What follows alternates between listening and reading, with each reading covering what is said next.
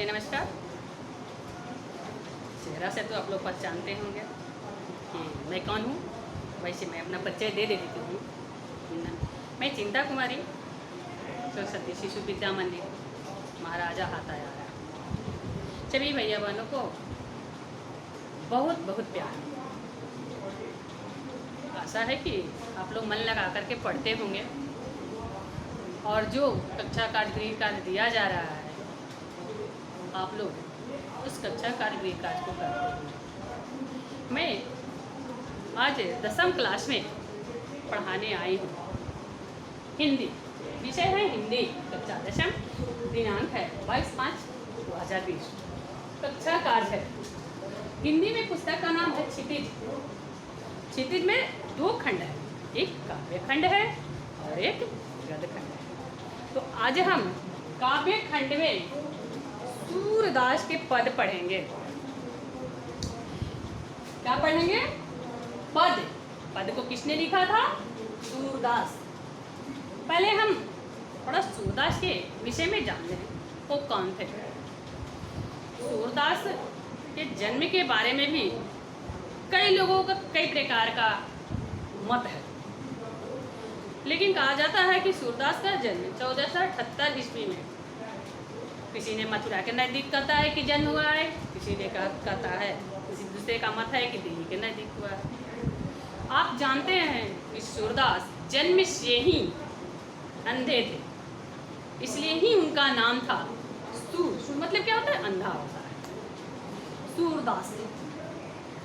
सूरदास कृष्ण के अनक्त भक्त थे। ऐसे सूरदास की और 2 कवि हैं, एक मीरा है और एक रसखान है। ये 3 लोग, सूरदास, मीरा, रसखान, भगवान ने कृष्ण के ही लीलाओं को वर्णन किया है। जिस प्रकार गोस्वामी तुलसीदास राम के भक्त थे, उसी प्रकार सूरदास जी, मीरा और रसखान भी कृष्ण के प्रेम में लीन रहते थे। सूरदास भले ही हम लोग आँख वाले क्यों हैं, भगवान को नहीं देखे। कहा जाता है, लोगों को मानना है कि सूरदास अंधे होते हुए भी भगवान श्री कृष्ण के दर्शन किए थे। बात क्या है, सच्चाई है या नहीं, लेकिन लोगों के कहे अनुसार ही हम इस बात को मानते हैं। तो सूरदास जो है, श्री कृष्ण की जितनी भी लीलाएं हैं ब्रज भाषा में उसको वर्णन किया है। उनका लेख है सुर सागर, साहित्य लहरी, सुर सरावली। तो उसी में से है ये सुर सागर से लिया गया है पद। रही बात कि वो कृष्ण की सब लीलाओं को सब रस में वर्णन किया है, जैसे वात्सल्य रस में का भी वर्णन किए हैं, वियोग रस का भी वर्णन किए हैं, श्रृंगार रस का भी वर्णन किया है। उसी में से यह एक रस का, जबकि श्री कृष्ण गोकुल को छोड़कर के मथुरा में गए हैं और वहां से उद्धव से संदेश भेजे हैं गोपियों के लिए। गोपियाँ क्या अपना संदेश देती है उद्धव को और कितना उनको अधिकारती है। ऐसे तो कही है कि बड़े आप भाग्यशाली हैं, लेकिन उनकी बात में कटुता है, कटाक्ष कर रही है उनमें। कैसे कर रही है?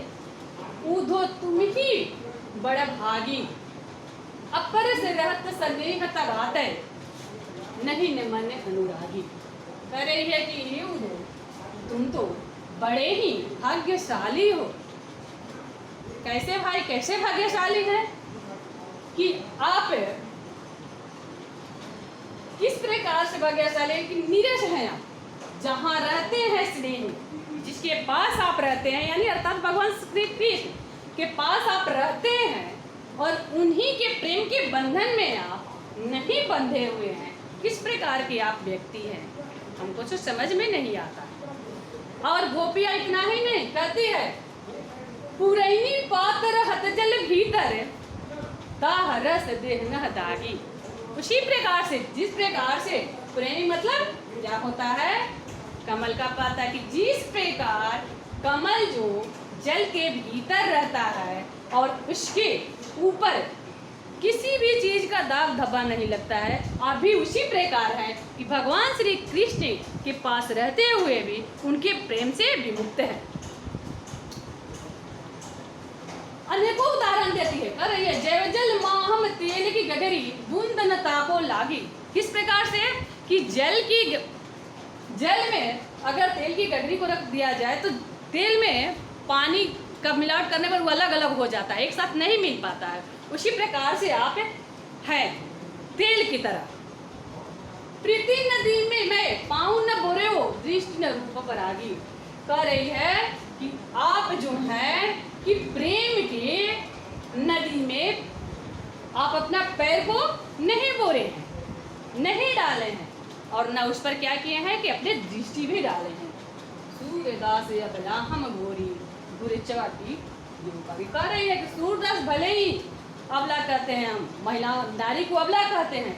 क्यों कहते हैं? क्योंकि जिस प्रकार से गुड़ पर चीटियाँ लगती है उसी प्रकार से हम भी कृष्ण के प्रेम में लुप्त है। अब चलिए इसको थोड़ा हम लोग विवरण करें। तो ये कोई ज़रूरी नहीं है कि कविता के हाव भाव में ही सारे चीज़ को स्पष्ट कर दिया जाता है। थोड़ा अपना विचार भी होता है, उसमें आदमी व्यक्त कर सकता है, तो हम कुछ अपना व्यक्त कर सकते हैं। कह रही है उद्धव से उनको कटुता करते हैं कि कितने आप भाग्यशाली, का मतलब वो भाग्यशाली नहीं करी, अभागा कह रही है कि कितने आप अभागा हैं कि भगवान श्री कृष्ण, अब आज के प्रेम के बात वो नहीं कर रही है, वो तो भगवान और भक्त के बीच का जो प्रेम है उसकी चर्चा कर रही है कि कितने आप अभागा हैं कि भगवान श्री कृष्ण के पास रहते हुए भी आप भगवान से प्रेम नहीं करते हैं। किस प्रकार प्रेम नहीं करते हैं कि जिस प्रकार से जल के भीतर तेल रहता है तो वो अलग हो जाता है, उसी प्रकार से आप भी। इतना ही नहीं, वो कहती है कि कमल का फूल आप लोग देखे होंगे कि कीचड़ में रहता है, थोड़ा थोड़ा पानी रहता है। अगर कमल का फूल खिले तो उसके पत्ते पर किसी चीज का दाग धब्बा नहीं रहता है। उसी प्रकार से आप जो है भगवान श्री कृष्ण के प्रेम के बंधन से मुक्त है। आप प्रेम के नदी के, किसकी प्रेम की नदी में? भगवान श्री कृष्ण के प्रेम के नदी में आप अपना पैर नहीं धोया है तो बताइए कि आपसे नीरस कौन होगा? आप इस दुनिया के सबसे नीरस व्यक्ति है कि भगवान के पास रहते हुए भी आप उसे प्रेम से विमुक्त है। आपको उनके प्रेम के लीला के बारे में चर्चा नहीं करते हैं। आप जो हैं हमें उनका संदेश लेकर के आए हैं कि आप उनको भूल जाइए। ऐसा हो ही नहीं सकता है। कैसे नहीं हो सकता है? जैसे चींटी के पास, गुड़ के पास चींटियाँ लगी रहती है, उसी प्रकार से हम जो है भगवान श्री कृष्ण में लिपटे रहते हैं। भले ही श्री कृष्ण हमें भूल गए, हम श्री कृष्ण को नहीं भूले हैं।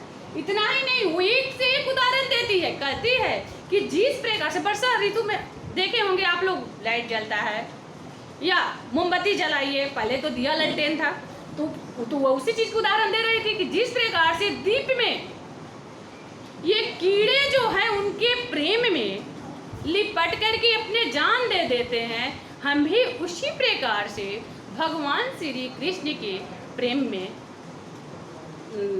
लीन रहते हैं। हम अपने जान तक नछावर करने को तैयार हैं।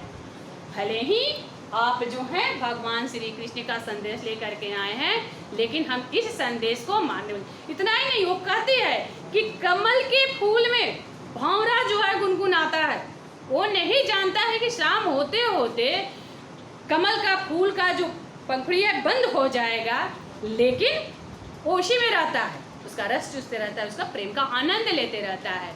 लेकिन शाम होते होते जो फूल का पंखुड़ी बंद हो जाता है तो उसमें क्या होता है, उनका प्राण भी चला जाता है, जान भी चली जाती है, लेकिन उसका परवाह किए बिना वो क्या करते हैं कि कमल के फूल से लिपटे रहते हैं। उसी प्रकार से हम भी हैं कि भगवान श्री कृष्ण के प्रेम में, यानी भक्ति प्रेम में, ये नहीं है कि हम श्रृंगार रस से ही हैं, भक्ति से भी हैं।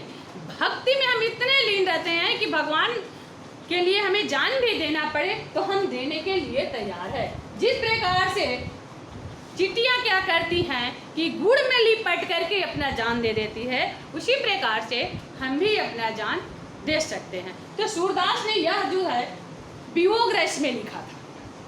फिर आगे हम दूसरा पद समझाएंगे।